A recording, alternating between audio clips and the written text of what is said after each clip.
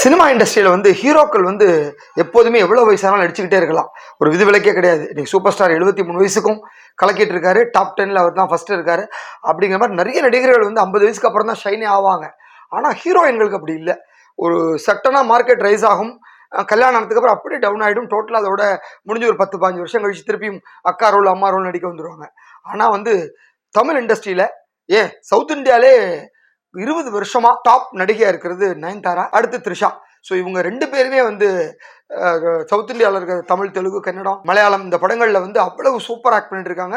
நடுவில் அவங்களுக்கு ஒரு படம் டவுன் ஆனாலும் திருப்பி அடிச்சு பிடிச்சி அடுத்த ஒரு ஹிட் கொடுத்து மேலே வந்துடுவாங்க. குறிப்பாக வந்து இப்போ பொன்னியின் செல்வன் படத்துக்கு அப்புறம் த்ரிஷாக்கு பெரிய மார்க்கெட் இருக்குது. அதே போல் நயன்தாரா பார்த்தீங்கன்னா ஒரு படம் ஃப்ளாப் ஆகும், அடுத்து உடனே மேலே வந்துடுவாங்க. இப்போ ரீசெண்டாக அன்னபூர்ணி படம் அட்டர் ஃப்ளாப் ஆச்சு. ஆனால் அதுக்கு அடுத்தது ஜவான் படம் தூக்கி விட்டுது, பாலிவுட் வரைக்கும் அவரை கொண்டு போய் சேர்த்துச்சு. அதனால வந்து ரெண்டு பேருமே டாப்பில் தான் இருக்காங்க. குறிப்பாக வந்து நயன்தாரா வந்து கல்யாணம் பண்ணி 2 குழந்தைங்களை பெற்றதுக்கு அப்புறம் அவங்களுக்கான மார்க்கெட் அப்படியே இருக்குது. இன்றைக்கி அவங்க தான் லேடி சூப்பர் ஸ்டார். அந்த லெவல் அப்படியே மெயின்டைன் பண்ணிட்டு இருக்காங்க. த்ரிஷா வந்து கல்யாணமே பண்ணிக்கல, இருந்தாலும் வந்து 40 வயசை தாண்டினாலும் அவங்களுக்கான அந்த அழகும் உடல் கட்டுக்கோப்பாக வச்சிருக்க விதமும் அவங்களுக்கு அடுத்தடுத்த படங்களை கொண்டு வந்து சேர்க்குது. ஆனால் இப்போ என்ன விஷயம் அப்படின்னா, இந்த 2 பேர் நடிகைகள் வந்து ஓவர்டேக் பண்ணுற மாதிரி ஒரு நடிகை வந்திருக்காங்க. இவங்க தான் டாப் சேலரி வைஸ் பார்த்தாலும் இவங்க தான் டாப்பு.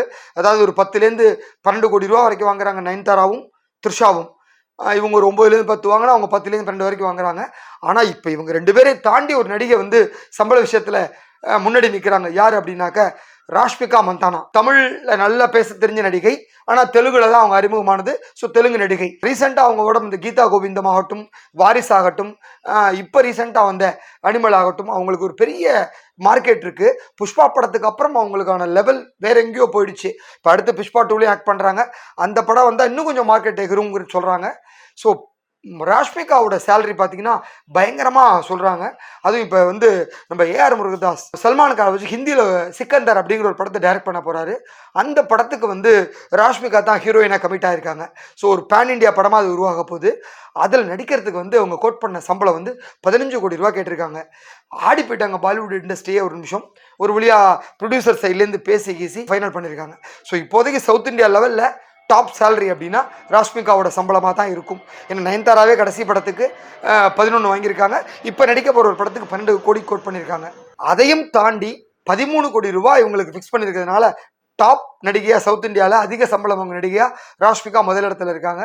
ஸோ இவங்க நயன்தாரா அண்ட் த்ரிஷா 2 பேரையும் பின்னுக்கு தள்ளி ராஷ்மிகா முதலிடத்துக்கு போயாச்சு. அதனால வந்து இன்னும் புஷ்பா 2 வந்ததுக்கப்புறம் அவங்கள கையில் பிடிக்க முடியாத அளவுக்கு சம்பளம் இருக்கும் அப்படின்னு சொல்கிறாங்க. ஸோ விரைவில் வந்து இப்போ ஆகஸ்ட் அன்னைக்கு படம் ரிலீஸ் ஆகும்னு சொல்லியிருந்தாங்க. இப்போ புஷ்பா 2 கொஞ்சம் சிஜி ஒர்க் தள்ளி போகிறதுனால படமும் தள்ளி போகிறதுக்கான வாய்ப்புகள் இருக்குது அப்படின்னு இருக்காங்க. அதனால தமிழ் இண்டஸ்ட்ரியில் நிறைய படங்கள் ஷஃபல் ஆகிட்டு இருக்கு. இந்த மாதம் பார்த்தீங்கன்னா ஜூனில் வந்து ராயன் வெளியாகிறதா இருந்தது. அப்படியே அடுத்த மாதத்துக்கு ராயன் தள்ளி போயிருக்கு. ஏற்கனவே சொன்ன தங்கலான் படத்துக்கு டேட்டு கிடைக்காம இன்னும் அப்படியே ஒரு டயலமோலே இருக்காங்க.